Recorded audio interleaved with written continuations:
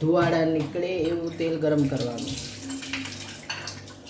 અને સૌથી પહેલાં નીચે રાઈના કુરિયા નાખવાના. રાઈના કુરિયા ગરમ તેલમાં બળી જાય એટલે રાઈના કુરિયા સૌથી પહેલાં નીચે નાખવાના. આ 2 તપેલી રાઈના કુરિયા આમ રાખી દેવાના. પછી એના ઉપર આ 2 ઉપર આ 1 મેથીના કુરિયા આવી રીતે રાઈ બધેથી દબાઈ જવી જોઈએ.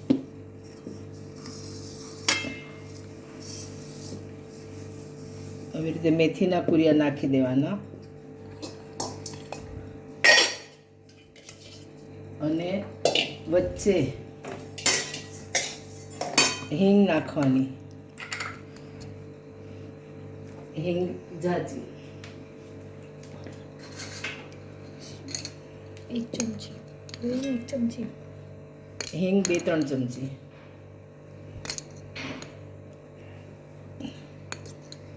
આ 4 ચમચી મોટી હિંગ નાખી કારણ કે મસાલો ઘણો બધો થશે. હજી મરચું મીઠું બધું આવશે.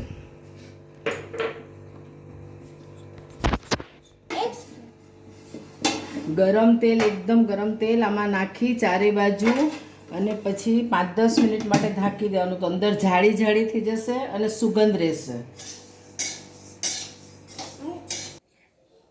હવે ગરમ તેલ અહીં નાખવાનું. આ જો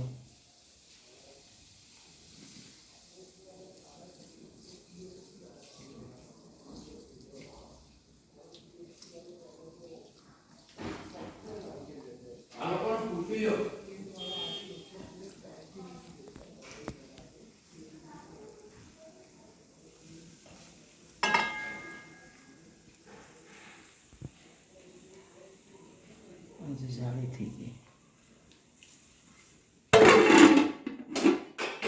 થઈ ગયું? 1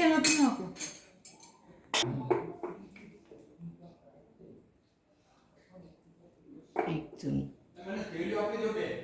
2 ચમચી હળદર.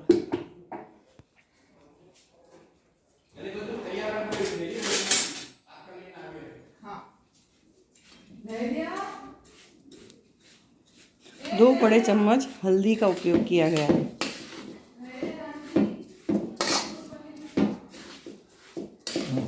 તેલ તો એ બરોબર જ છે. એટલે હજી બીજું મસાલા હશે, મરચું, નમક એટલે 3 નાખી દઈએ. 3 થયું ને ઓલું? હા 3 થયું. જેટલું આવે એટલું.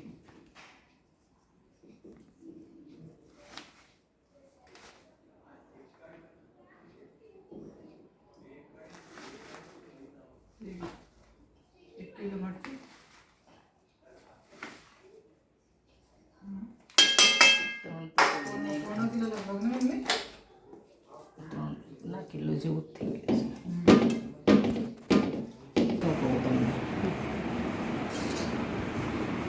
આપણે આવો મસાલો કરી અને ભરી દઈએ છીએ ડબ્બામાં એક સાથે. પછી ખાટી કેરીની કેરી મળે ત્યારે આ મસાલો લઈ અને મીઠું નાખીએ સ્વાદ પ્રમાણે અને એમાં કેરીના બટકા ચોળી અને નાખી દઈએ, ભરી દઈએ તો ખાટું અથાણું થઈ જાય. અને આ જ મસાલામાં થોડા પછી ધાણાના કુરિયા એ શેકી અને મિક્સ કરી અને થોડુંક મસાલો નાખીએ તો ગોળ કેરી થઈ જાય. એટલે આ મસાલો 12 મહિના આવો નવો રહે, આપણે ઘરમાં રાખીએ. એટલે એમાં ક્યારે બી ટીંડોરા ચોળવા હોય, કાચી કેરી નવી આવે નાખવી હોય તો મસાલો હોય તો કામ આવે. અને થોડું ગરમ ગરમ એમાં જ તેલ નાખી દઉં એટલે થોડું મરચું બી નાખ્યું એટલે મરચું બી ગરમ થઈ ગયું થોડું.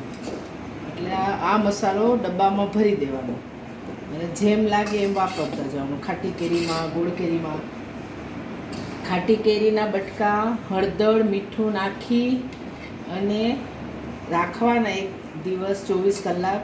બીજેથી થોડા બહાર કાઢવાના અને પછી આ મસાલો મીઠું ચોળીને નાખવાના એટલે પાણી ન છૂટે અને 12 મહિના અથાણું સારું રહે. पूरे 12 महीने के लिए स्टोर करने के लिए अब हमारा मसाला तैयार है.